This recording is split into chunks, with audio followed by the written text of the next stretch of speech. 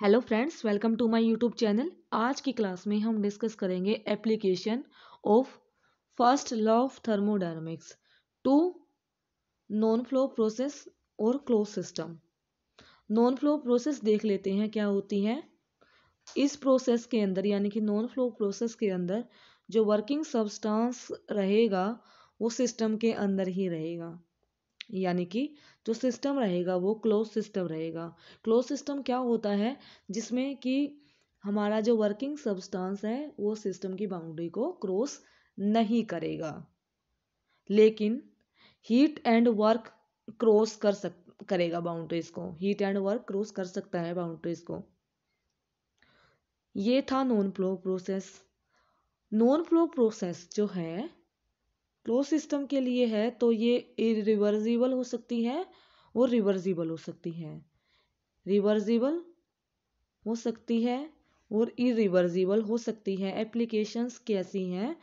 सबसे पहले हम रिवर्सिबल के बारे में डिस्कस करेंगे आज की क्लास में। तो रिवर्सिबल नॉन फ्लो प्रोसेस के लिए एप्लीकेशन ऑफ फर्स्ट लॉ हम करेंगे डिटेल में डिस्कस। तो रिवर्सिबल फ्लो प्रोसेस के लिए फर्स्ट ऑफ ऑल कौन सी प्रोसेस है? कांस्टेंट वॉल्यूम या आइसोकोरिक प्रोसेस। कांस्टेंट वॉल्यूम या आइसोकोरिक प्रोसेस। जब भी किसी गैस को हीट करेंगे एट अ कांस्टेंट वॉल्यूम तो टेम्परेचर एंड प्रेशर क्या से होगा? इंक्रीज हो जाएगा।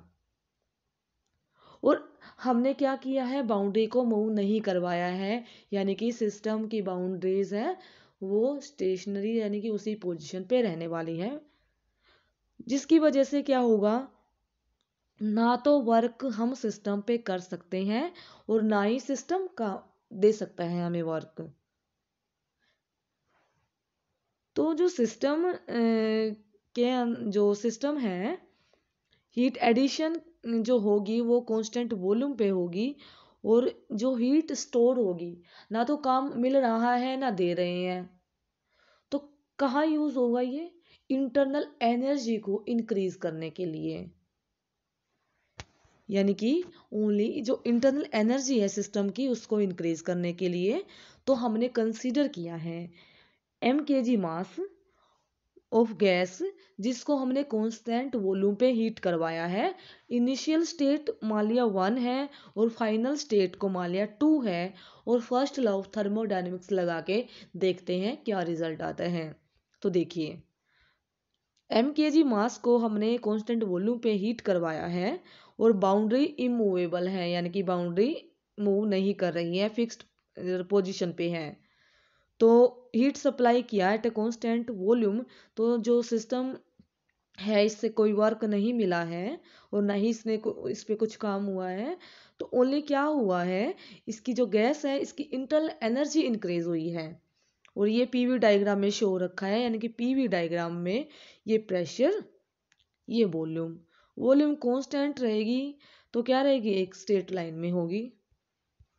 According to first law of thermodynamics, del Q is equal to del W plus D U. आप इसको ऐसे नहीं समझ में आएगा, कॉपी पेन लेके साथ में करोगे तब अच्छा समझ में आ जाएगा कि किस तरीके से हुआ है।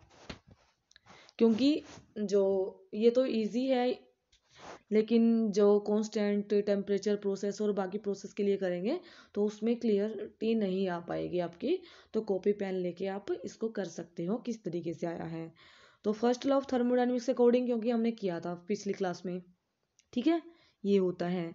तो क्यों आ जाएगा हमारा W प्लस डी यू। तो W जो कि वर्क डन क्या होता है? PdV होता है। वॉल्यूम कांस्टेंट रहेगी, वॉल्यूम dV यानी कि चेंज इन वॉल्यूम जीरो है, तो वर्क क्या हो जाएगा हमारा? जीरो हो जाएगा। ओनली जो according to first law thermodynamics के अकॉर्डिंग जो Q जो रहेगा वो डी यू के इक्वल होगा, और डी यू क्या होता है? mCV/dt। और ये क्या है? CV क्या? Specific rate constant volume. और dt क्या होता है? dt change in temperature. Change in temperature क्या होता है? Final minus initial. 1 2 में कंफ्यूज मत होना, final minus initial. Final state हमारी 2 थी, इनिशियल 1 थी।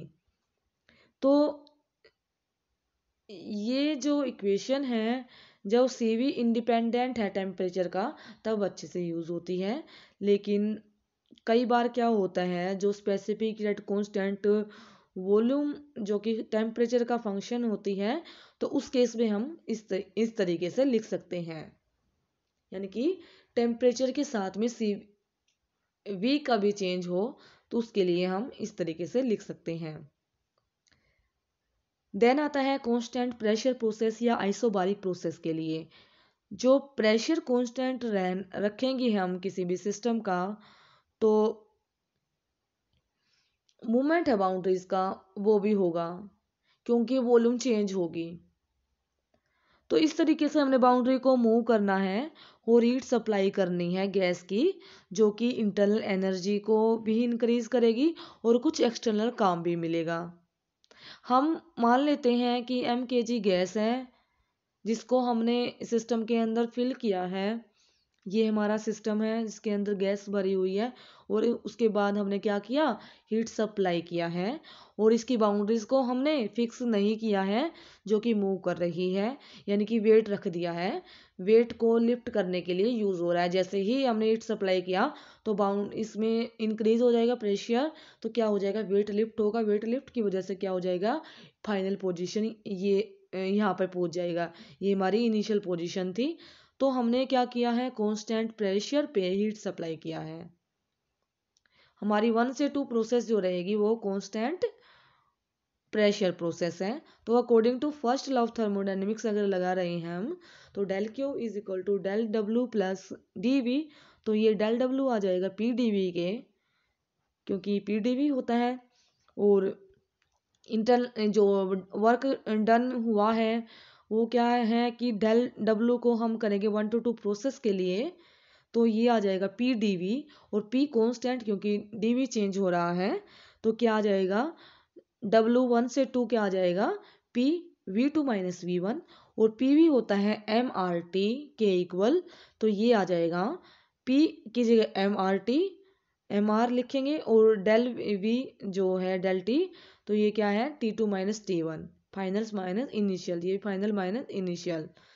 तो जो इंटरनल एनर्जी का चेंज आएगा 1 से 2 प्रोसेस के लिए, वो U2 - U1 होगा, और इज इक्वल टू होगा mCV dt। dt क्या होता है, फाइनल माइनस इनिशियल टेम्परेचर। ठीक है, तो इस तरीके से हम कंबाइन करेंगे, इनको तीनों को कंबाइन करके हम जो हीट सप्लाई किया 1 to 2 प्रोसेस के लिए, वो वर्क डन और चेंज इन इंटरनल एनर्जी के इक्वल लिखेंगे। और जो रिजल्ट आया था हमारा, ये इसको MRT2 - T1 plus MCV T2 - T1 यहाँ से लिखा। फिर उसके बाद आप लोगों को ये पता है कि इसको हमने क्या क्या सोल्व किया।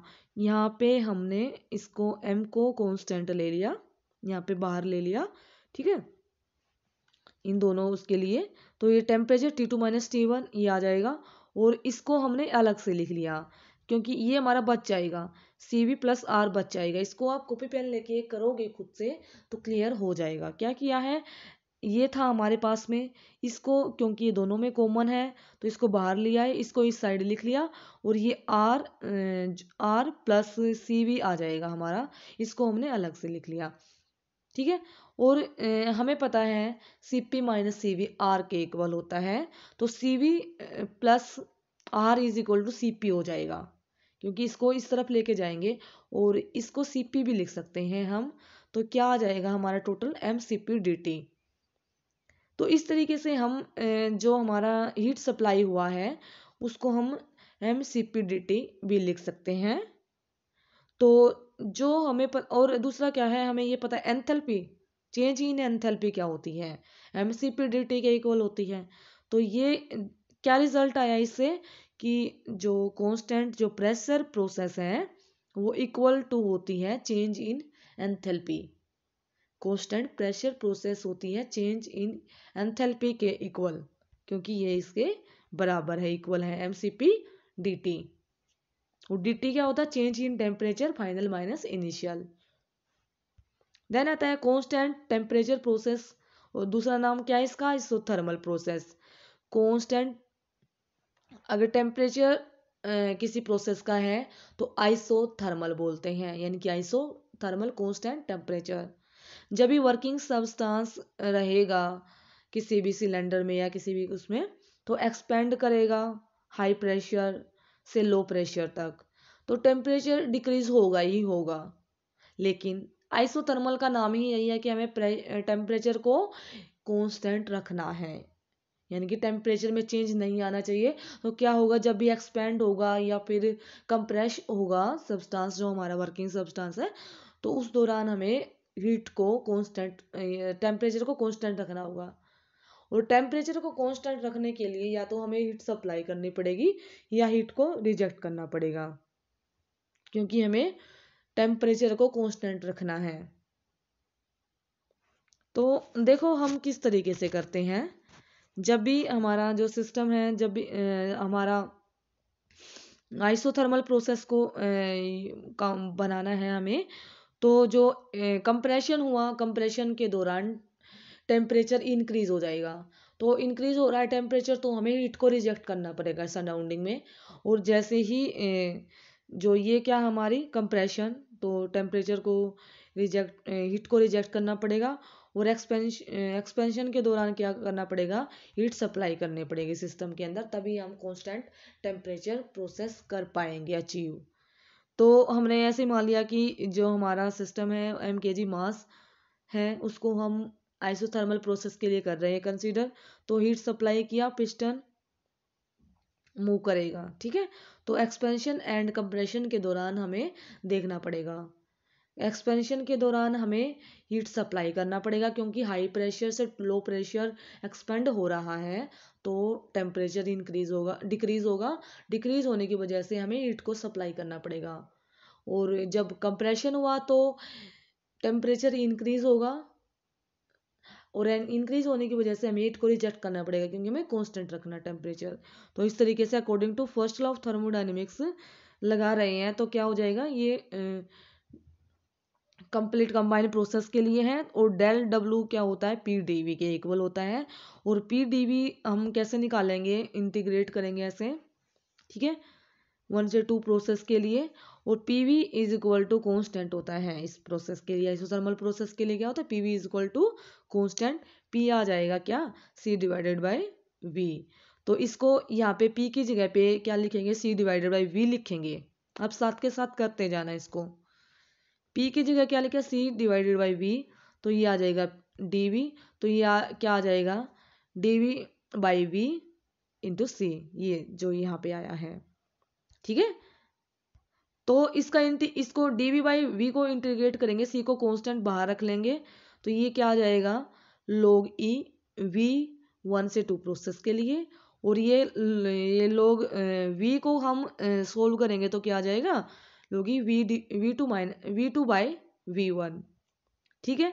और कांस्टेंट जो है वो अगर 2 प्रोसेस के लिए है, यानी कि 2 प्रोसेस है 1 और 2, तो उसको ये क्या आ जाएगा, पी वी कांस्टेंट है, तो P1 V1 is equal to P2 V2, क्योंकि ये कांस्टेंट है दोनों प्रोसेस के लिए। तो इस तरीके से हम यहाँ से P1 V1 is equal to P2 V2 आ जाएगा। और ये हमारा W1 से 2 आ गया था, C log E V2 divided by V1, ये आ गया था, ठीक है। तो इसको जो है हमने इस यहाँ पे सी की जगह पे हमने, क्योंकि ये हमारी प्रोसेस थी, तो ये P1 V1 लिखा है 1 प्रोसेस के लिए। और 2 प्रोसेस के लिए P2 V2 लिख सकते हैं हम, ठीक है। या तो हम P1 V1, क्योंकि ये इक्वल है, कांस्टेंट है, या P2 V2 कुछ भी लिख सकते हैं वर्क डन में के लिए। और ये जो V2 डिवाइडेड बाई V1 होता है आइसोथर्मल प्रोसेस के लिए एक्सपेंशन रेशियो बोलते हैं। V2 और V1 का जो रेशियो होता है, ये final volume divided by initial जो वॉल्यूम रहेगी, वो क्या होता है, एक्सपेंशन रेशियो, ठीक है, एक्सपेंशन रेशियो। और चेंज इन इंटरनल एनर्जी क्या होती है, U2 minus U1 mCV dt। तो टेम्परेचर कांस्टेंट रहेगा क्योंकि ये आइसोथर्मल प्रोसेस है। इंटरनल एनर्जी जीरो हो जाएगी। तो वर्क डन और हीट सप्लाइड आइसोथर्मल प्रोसेस के लिए इक्वल हो जाएंगे, बराबर हो जाएंगे, इक्वल हो जाएंगे। वर्क डन और हीट सप्लाई जो रहेगा आइसोथर्मल प्रोसेस के लिए वो इक्वल होगा, सेम होगा। तो चेंज इन एंथैल्पी जीरो होगी आइसोथर्मल प्रोसेस के लिए।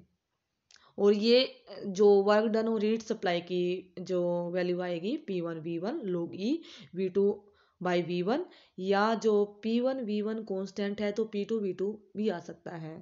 ठीक है। देन आता है रिवर्सिबल एडियाबैटिक या आइसेंट्रोपिक प्रोसेस। इसका दूसरा नाम क्या है? Isentropic process. आइसेंट्रोपिक प्रोसेस के लिए एक बात याद रखना, ना तो सिस्टम के अंदर हीट सप्लाई होगी और ना ही सिस्टम के बाहर हीट जाएगी। ना heat addition and heat rejection zero होगा, यानी कि हीट सप्लाई बिल्कुल भी नहीं होगी, ना तो सिस्टम से बाहर और ना ही सिस्टम के अंदर होगी। ये रिवर्सिबल एडियाबैटिक या आइसेंट्रोपिक प्रोसेस है और PV इज इक्वल टू क्या होता है? कांस्टेंट होता है। तो इस प्रोसेस में हीट ट्रांसफर नहीं होगा सिस्टम और आउटपुट से, तो जो एंट्रोपी है सिस्टम की वो कांस्टेंट रहेगी। तो adiabatic process mkg of mass के लिए हमने शो किया है। इसमें PV की power gamma is equal to constant. Isothermal process के लिए जो था PV is equal to constant था, और इसके लिए PV की power gamma is equal to constant है। ठीक है। तो सेम एज इट इज हम देखेंगे कि expression according to first law of thermodynamics del तीनों के लिए करेंगे। ठीक है। तो तीनों के लिए किया तो हमारा हीट सप्लाई जो 1 to 2 के लिए किया है वो क्या आ जाएगा? W plus change in internal energy. और जो हमारा हीट सप्लाई है एडियाबैटिक प्रोसेस के लिए वो जीरो होता है, क्योंकि हीट ना तो सप्लाई करते हैं ना ही रिजेक्ट करते हैं। हीट बिल्कुल ट्रांसफर हीट का ही जीरो होता है, ये बिल्कुल ध्यान रखना। हीट ना तो सिस्टम के ट्रांसफर हीट का जीरो होगा। ठीक है। तो ये जो इंटरनल एनर्जी है वर्क डन के इक्वल आ जाएगी। Change in internal energy work done के इक्वल होगी। तो इस तरीके से जो क्या मतलब है इसका, कि जो सिस्टम जो वर्क होगा वो उसकी इंटरनल एनर्जी की वजह से जो वर्क हुआ है उतना ही वर्क सिस्टम करेगा। ठीक है। तो इसको हम इस साइड लेकर चले जाएंगे, तो इसको जीरो के इक्वल पुट कर देंगे, जीरो इसको इस तरफ ले चले जाएंगे। और वर्क W क्या होता है? PdV। और इंटरनल एनर्जी का चेंज क्या होता है? mCV/dt। ठीक है। तो इसको जीरो के इक्वल किया है, और ठीक है ये किया है। और यहाँ से हमें क्या किया? dt निकालना है। dt निकालने के लिए क्या करेंगे? PdV को उस तरफ लेके चले जाएंगे, ये पॉजिटिव है तो वहाँ पे लेके जाएंगे तो माइनस PdV आ जाएगा, और ये अपोन क्या आ जाएगा? हमारा mCV। ठीक है, ये आ गया। फिर उसके बाद हमें पता है PV is equal to MRT होता है। इसको आप साथ के साथ करोगे तब क्लियर हो जाएगा अच्छे से। और फिर उसके बाद डिफ्रेंशिएशन करेंगे इस वाले इक्वेशन का। ठीक है। तो क्या मिलेगा? PdV plus VdP is equal to MRDT। ठीक है। और dt यहाँ से निकालना है तो ये क्या आ जाएगा? PdV divided by MR, VdP divided by MR। PdV plus VdP, और R क्या होता है? Cp minus CV। तो यहाँ पे क्या लिख देंगे? Cp माइनस CV लिख देंगे यहाँ पे। तो ये dt की एक इक्वेशन ये आ जाएगी। इसको आप साथ के साथ करना तभी समझ में अच्छे से आएगा। एक dt ही आया था, तो दोनों dt है, दोनों को इक्वल कर देंगे, दोनों को इक्वेट करेंगे। क्या आ जाएगा? ये p minus PdV divided by mCV, ये इसके इक्वल आ जाएगा। इसको हमने राइट डाउन कर लिया यहाँ पे। ठीक है, ये था इसके इक्वल। फिर उसके बाद हमने क्या किया? इसको इस तरफ लेके चले गए, यानी कि इसको क्रॉस मल्टीप्लाई किया। Cp माइनस CV यहाँ पे ले चले गए, और ये Cp और CV को एक साइड रख दिया, और इसको PdV और इनको एक साइड रख दिया। ये क्या पी डी पी और ये था कंप्लीट, एम से एम कट जाएगा, एम तो कट गया, पी डी वी को यहाँ ले चले गए और C P minus C V को उस तरफ लेके चले गए। ठीक है, इसको आप सोल्व करना साथ के साथ, ये माइनस का था यहाँ पे आ गया, तो इसको हम कॉमन लेंगे क्योंकि जो हमारा ये था ये तो यहाँ पे इक्वल है। ठीक है, ये आ जाएगा 1 और या minus minus V D P divide by P D V. ठीक है, इसको करना मैथमेटिक्स लगा के सोल्व करना है बस, ओनली कुछ नहीं करना। ठीक है, और ये C P divide by C V minus 1। ठीक है, ये यहाँ से क्या हो जाएगा, 1 आ जाएगा, यहाँ से कट जाएगा। तो इस तरीके से ये माइनस यहाँ था और इसको हमने क्या किया, डी पी को पी के साथ लिख लिया और V divided by D V, यानी कि पी को एक साथ लिख दिया और वी वाली टर्म को एक साथ लिख दिया। ठीक है, और जब हम डी पी बाई पी, ठीक है, और V divided by D V, इसको हमने यहाँ पे ये इस तरफ C P divide by C V, ये गामा के इक्वल होता है, और इसको हम 1 को इस तरफ लेके गए, ये प्लस आ जाएगा और एक प्लस एक माइनस क्या हो जाएगा, कट जाएगा ये, तो क्या आ जाएगा हमारा सी पी और सी वी का रेशियो इज इक्वल टू ये आ जाएगा, C P divide by C V gamma के इक्वल होता है और ये इसके माइनस आ जाएगा। ठीक है, आप वीडियो को दोबारा से चेक करके देख सकते हो। ठीक है, तो ये हमारा आ जाएगा, इतना आ गया। अब साथ के साथ करते जाना इसको, ये gamma D V divided by V is equal to minus D P by P. ठीक है, इसको इस तरफ लेके चले गए, कुछ नहीं किया, इसको इस तरफ लेके चले गए, फिर इसको इस तरफ लेके चले गए, एक एक स्टेप बाय स्टेप करोगे तो इजीली हो जाएगा। फिर इसको इंटीग्रेट करेंगे हम बोथ साइड, तो जब भी इंटीग्रेशन करते हैं तो जो D V divided by V और D P divided by P, इनको इंटीग्रेट करेंगे तो ये क्या आ जाएगा, लॉग की फॉर्म में आ जाएगी, तो gamma log V gamma log P is equal to constant. ठीक है, और ये आगे है, आप लोगों ने मैथमेटिक्स किया होगा, तो ये क्या आ जाएगा, कांस्टेंट के इक्वल है, तो पी वी की power gamma is equal to log E constant. ठीक है, तो क्या आ जाएगा, लॉग से लॉग कट जाएगा, तो पी वी की power gamma is equal to constant, P V की पावर गामा तो ये कांस्टेंट आ गया, तो ये 1 प्रोसेस के लिए और 2 प्रोसेस दोनों के लिए ही रहेगा। ठीक है, तो P1 V1 की power gamma is equal to P2 V2 की पावर गामा, सो ऑन कितनी प्रोसेस के लिए भी कर सकते हैं, कांस्टेंट रहेगा। तो जर्नल इक्वेशन है आइसेंट्रोपिक प्रोसेस के लिए। ठीक है, तो आई थिंक आपको वीडियो थोड़ा लंबा हो गया है, आई थिंक आपको क्लियर हो गया होगा। अगर वीडियो हेल्पफुल लगा है, अच्छा लगा है, तो चैनल को लाइक शेयर एंड सब्सक्राइब कर देना, और बाकी की वीडियो भी प्लेलिस्ट में चेक कर सकते हैं आप। Thank you, have a nice day.